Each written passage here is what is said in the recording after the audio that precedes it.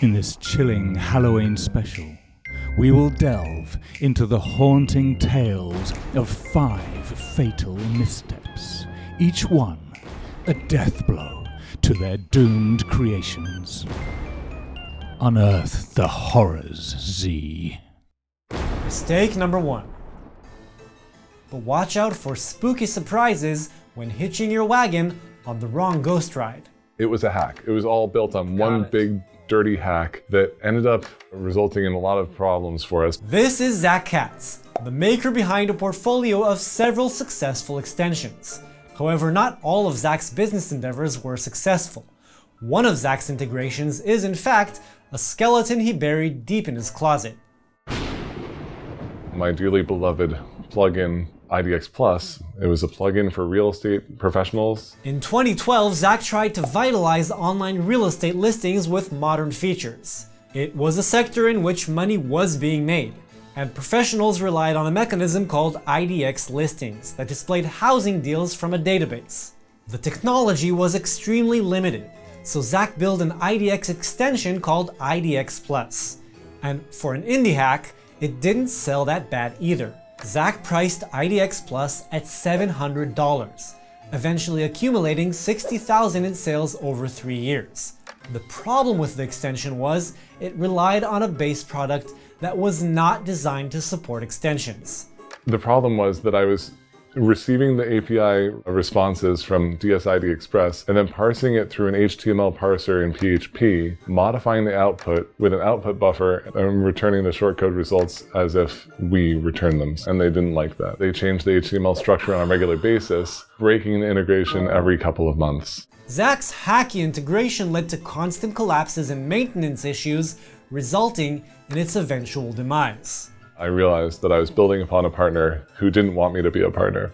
Building upon solutions designed for extensibility is one way to reduce the risk of major disruption down the line. For example, when Zach later created an extension for Gravity Forms, the company had a certified developers program. If it isn't clear whether or not a parent product is extendable, the best route would be to communicate with the team early in the process. Avoid irresponsible shortcuts. Extensions you build must rely on compatibility and standardized integration methods to ensure a sustainable product. Mistake number 2. Being a software maker is a thrill, but for your passion products to sell, building a go-to-market strategy is more than half the work. If you don't determine who you're selling to, how to spread the word, and why your solution beats the competition, you might be riding into a ghost town. I was a very typical developer in doing that, and just like, ooh, here's an idea, I'm just gonna build it. Maarten is the founder of Studio Wombat, selling solutions for WooCommerce shop owners. To develop his software products, Maarten validates his ideas by listening to WooCommerce users and studying their needs and pains. His best-selling ideas came from customers complaining on a Facebook group he decided to follow. But one of Maarten's earlier products that lacked this validation was a fable of failure. Email Signature Sprout was a tool that Maarten had developed to simplify the creation of uniform email signatures for companies.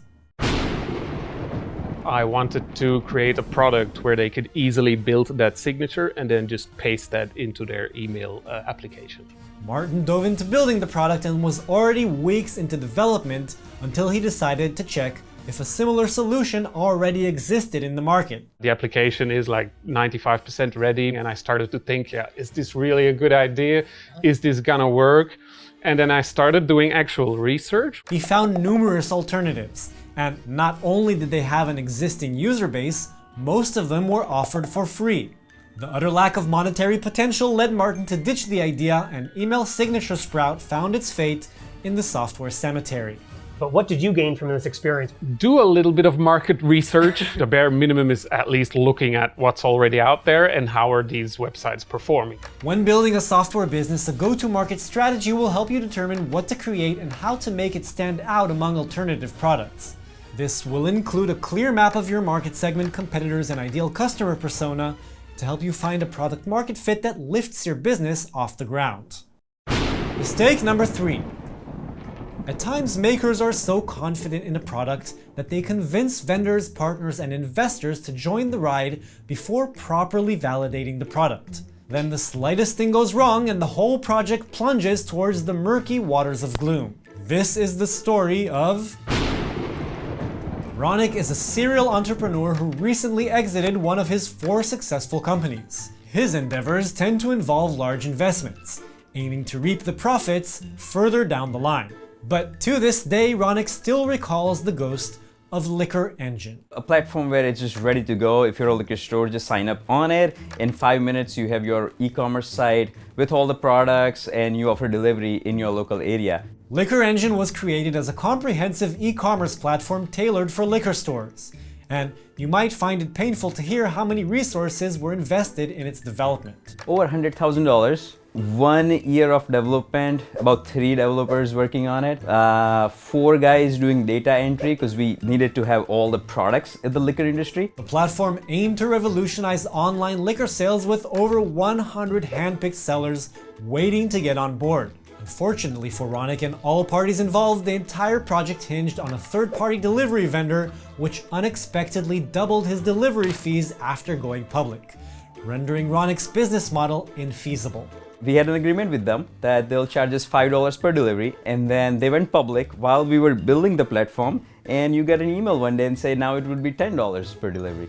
Who's gonna pay $10 in delivery? The legacy of Liquor Engine underscores the risk of capital-intensive startups, highlighting the advantages of a lean incremental approach in contrast. The lean startup methodology emphasizes the importance of testing your assumptions with minimal investment before scaling operations begin. Starting small entails pilot programs or limited offerings to gather real usage data and validation before big money comes into play. Mistake number 4. Did you ever abandon a side project because you weren't sure you could pull it off? Green Rooms never was a self-certifying ecotourism online product, I suppose. We loved it while we were building it, we loved the idea, but it was never launched, so it never really was. Katie Keith is the co-founder and CEO of Barn2 Plugins. She and her husband Andy run a WordPress plugin shop that has successfully monetized 19 software products, active across 90,000 websites. But in the early days, these software sweethearts embarked on one journey that was bound for oblivion. We both spent a lot of our free time on this product, researching how ecotourism works and planning the website, planning the product. Maybe we weren't confident as business people because we never had launched a business. Despite their passion and dedication, Green Rooms never reached fruition. The lack of confidence that characterized their first entrepreneurial attempt resulted in the project's premature diminishing. So I got as far as getting a few beta testers to sign up to say that they would be interested. So I actually reached out to people that said they'd be interested, and then I kind of never really followed through and made it happen. The lesson they learned is what we often call sell it before you have it, meaning try to find your first buyers before you conquer the full-blown version of your product. The best way to achieve this is by building a minimum viable product. A complete yet simplified version of your product that does the one thing it's meant to, with no deep diving and no bells and whistles. In the case of a project like Green Rooms, this could even mean starting the project by trying to make the first 50 bookings with a simple front-end focused website, keeping the heavy lifting of back-end development to a moment where booking is more consistent. If you don't ever launch, nothing's going to happen. It's all about the execution and the follow through, and we didn't have that. Mistake number 5. We all make mistakes that lead to failure at times, and doing our best to push through and realize our ideas is the only viable path to fulfillment. But at times it's crucial to recognize and accept that a certain idea is bigger than we can handle with the knowledge we possess. I didn't even know where to go for finding funding so all I did was explain my idea. This is Verdi, co-founder of Code Snippets Pro, a popular web development tool he co-founded thanks to razor-sharp vision and deep marketing insights. But for years, Verdi's vitality was drained by the phantom of his first entrepreneurial foray. There was a time when you had personal digital assistants, like PDAs. And there was this system in the Netherlands called Psion.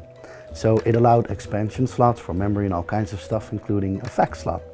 So using that fax slot, you could type something on your little keyboard and it would roll out of a fax machine. Verdi's tale takes us back to his ambitious attempt to invent text messaging before the age of SMS. I found a way to, instead of having this text message go to that machine, it would remain digital and end up on a similar device, and you would receive the text. His innovative hack caught the attention of the manufacturer's CEO, who recognized its useful potential. Somehow he invited me in his home in Amsterdam, and then this is going to be a real bummer, but nothing happened. He was super enthusiastic. I tried to get a follow-up. I never heard from him again. Over the course of 2 years, Verdi strived to secure support from various manufacturers, including Samsung. Armed with sketches and detailed plans, he sought to breathe life into his vision. But his lack of experience and resources presented formidable challenges, leading to the eventual abandonment of the project. 4 years later, somebody said, look, have you seen this thing called SMS? It's, in the US it's called text messaging. It was exactly the thing that I was trying to do. When reflecting on practices that could enhance Verdi's journey in hindsight, mentorship and networking come to mind as a source of support and reassurance for aspiring entrepreneurs. Many experienced entrepreneurs will be happy to offer their guidance. Input from mentors can assist you in avoiding paths that will lead nowhere, potentially saving you years of doubt and regret. In other cases, mentors will positively impact the trajectory of a successful venture by sharing practices they've accumulated over the years. The key message here is that if you're stuck or insecure at any point along your journey, it's likely that someone out there who's overcome a similar experience will be willing to coach you. And also this. The biggest lesson I drew from this is if you truly want something, completely go for it. If it doesn't work out, then bury it and leave it be. Don't let it bother you for a few years thinking, what if? I hope these insights by remarkable makers will benefit you as a software maker. If you did find this useful, feel free to subscribe and hit the bell icon to get a little notification at the top of the YouTube homepage when our next video comes out. And so, our journey through the product graveyard comes to an end. Until next time, beware. For the mistakes of the past still linger, waiting to claim their next victim. Sleep well, if you dare.